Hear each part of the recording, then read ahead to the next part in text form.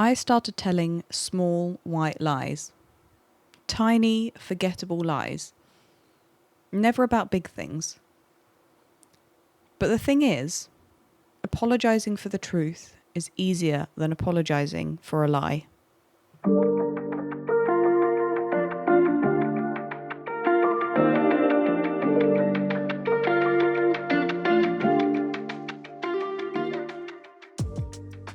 Hi everyone, I'm Lisa, and welcome back to Self-Awareness Sucks. Before we get into it, I just want to say I'm not a psychologist, a therapist, or a medical professional, and I'm not claiming to be, and I'm not here to give advice or a diagnosis. Everything I share on this podcast is based on my own experiences, thoughts, and observations. So please take what resonates, leave what doesn't, and if you are struggling with anything I mention, please do reach out to a qualified professional or at least someone you trust. So let's get started. This is the first proper episode, and I want to begin with where it all started for me, with the first moment of true self-awareness that I had. And it wasn't dramatic, it wasn't life-altering, it was just noticing something that didn't sit quite right with me. But I want to give you a bit of context first because it does matter, so please bear with. So this was about 10 to 12 years ago. I was in my late teens. My parents had just been through a divorce, which I want to be clear, the situation was never unsafe or dangerous in any way, but it was just a lot to deal with. And like a lot of teenagers navigating something bigger than they know how to handle, I developed a coping behaviour. And I started telling small white lies. Tiny, forgettable lies, never about big things, just enough to keep the peace, avoid awkward conversations, sidestep emotional reactions. But in my head, it was just making life easier. I would play out how a conversation might go if I told the truth, decide it wasn't worth it, and then adjust the story slightly. And at first, it was occasional and sometimes even understandable. But the real problem started was when it stopped being occasional and I would do it automatically and it became a habit. And that's when it stopped feeling okay, because I wasn't lying to protect anyone. I was lying even when it wasn't necessary, just adjusting versions of events out of reflex to avoid reactions and to keep things nice and smooth. And I mean that literally, because I would even lie about why I was late rather than just owning up to being late, or why I hadn't replied to a message, or why I hadn't told someone something they probably should have known. Which, in one way, is almost funny to look back on because it was multiple habits propping each other up. The lateness, the avoidance, and then the lie to cover both. None of it actually being dealt with, just, like I said, smoothed over. And it's a bit like putting a rug on a mound of dirt. You can still see the shape. It doesn't get rid of it completely, but it just makes it look a little bit better, or at least it does in one person's perspective. But these are the kind of perfect examples of what I mean, because it was never malicious. It was just me choosing what I thought was the path of least resistance over and over again. But then it started to spread beyond the people and situations that had originally triggered it. And looking back, I think it spread beyond just keeping the peace, because I started using these small adjustments to curate how I came across, to control the version of myself that other people were seeing, which at the time I didn't even recognise as its own separate thing, but it was. But this is actually something I want to come back to in later episodes, because this fear of being perceived a certain way And what we do to manage that is a whole conversation in itself. Anyway, the thing I want to highlight is that I knew I was doing it. I was actively choosing to tell a version of events that wasn't completely true, because I would overthink how the interaction would go and then become so afraid of certain reactions and conversations that it had just become, as I've said, the path of least resistance. It was the easier option in my head. But a lot of the time, the reaction I was afraid of was something I'd entirely concocted, completely made up. So there was no need for the lie in the first place. But then I started to feel it physically. There was a tightness in my chest and my throat. My shoulders were constantly tense, and I started grinding my teeth and clenching my jaw at night and waking up with headaches because of all this tension just building in the upper half of my body. Because underneath all of it, there was still this mental load to deal with.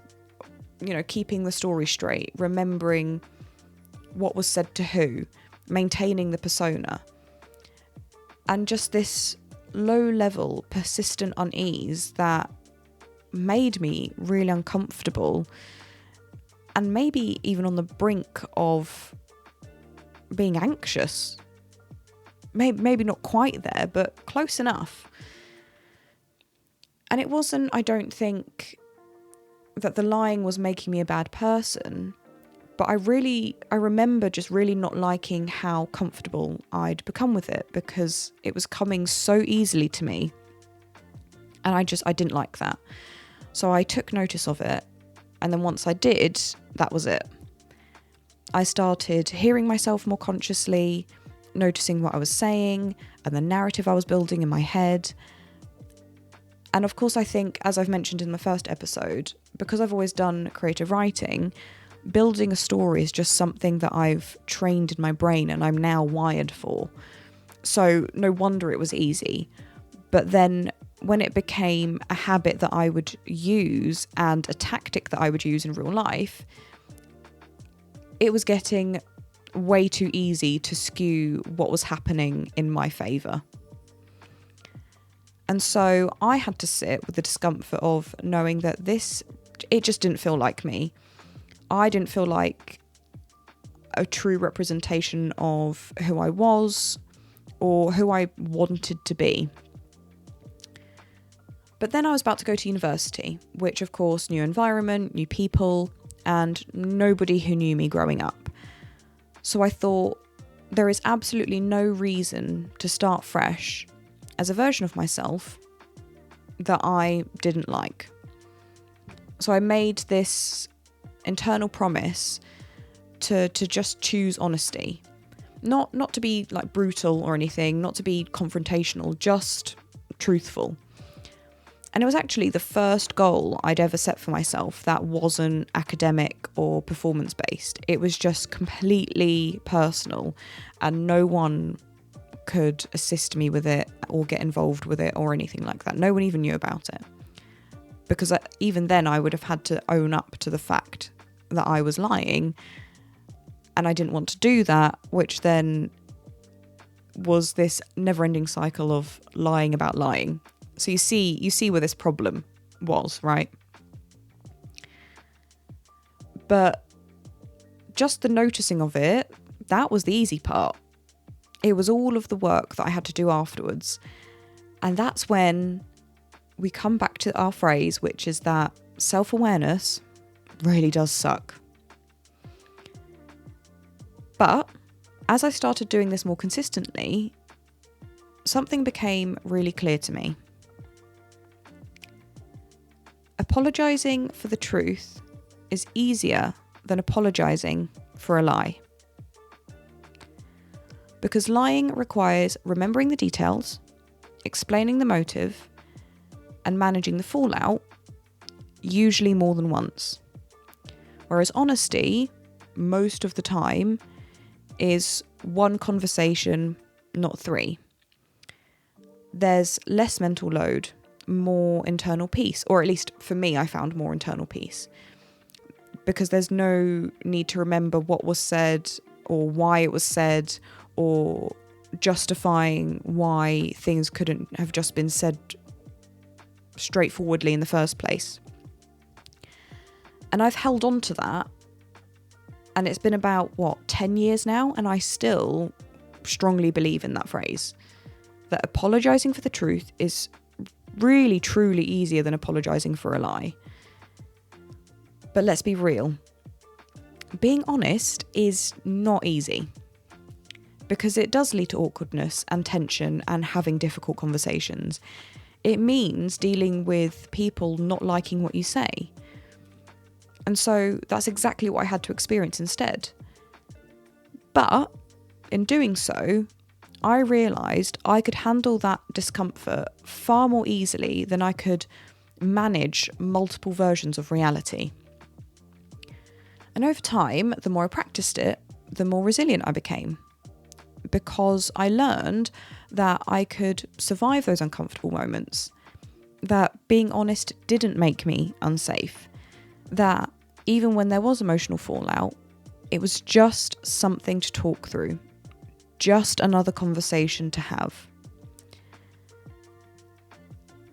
Because when you lie, there's also the layer of having to explain why you chose that lie in the first place as well. And I think that that's a part that gets forgotten about. Why did you choose that particular version to tell me? What was it about that made you think it was believable? There's always that added element that gets forgotten. But following on from this, and this mantra that I've carried around for about 10 years now, I've had another realization, and it's that other people's reactions are not my responsibility. I am responsible for my words, my intentions, and my integrity. But I cannot control how someone else feels. I cannot force them to understand. And I found this much easier, and I found it much kinder to myself to let people react however they need to react and just accept it. And I can't say that this is now just easy for me, because I'm still unlearning people pleasing. I'm still building confidence in certain areas, and it's still very much a work in progress, but it's nowhere near the habit it was when I first started. But looking back, after having recorded the first episode, I think this was the true beginning, the seed that was planted, if we want to use metaphors, of course. Because even though in the first episode I talked about the pandemic being where this journey really started, I think that was when it became conscious, when I actively started to seek out being self-aware. But this, telling white lies and the discomfort and that quiet promise to myself at about 17, 18 years old, was actually where I began on this journey. But I just didn't have the language or the knowledge for it yet. And now I don't think that real change comes from huge declarations, not from those, as I've said before, those midnight moments where you decide you're going to overhaul your entire life and wake up a completely different person tomorrow. Although from what I've seen is we all go through it, and it would be great if we acted on these impulsive thoughts to just do a complete 180, but it's not sustainable and it's not realistic to do things like that. But I do think that the real change just starts with the awareness itself, the noticing of something and feeling that it's slightly off, and then making small, consistent choices from there. Because I think that everyone has something that doesn't sit quite right. A habit, a behaviour, a pattern, a version of themselves they don't fully recognise. And I don't think, it makes you bad. And noticing it doesn't make you bad or annoying or too much. It just makes you conscious. And the thing is, I'm still having realizations constantly, and it is exhausting. And funnily enough, I had an astrological reading recently, and you don't have to believe in it, but just let me say my piece here, that told me that 2026 is going to be my year of self-awareness. And at this point, I'm not really sure how much more self-aware I can get, but at least then I'll have a lot to talk about and you'll be on the journey with me. So I want to leave you with one question, and you don't have to answer it, but if you want to reflect or comment, please do. Has there ever been something that you've noticed about yourself that made you want to change? And what was it? Or is there something that you're noticing right now? Thank you so much for listening. I'll see you in the next one. Bye.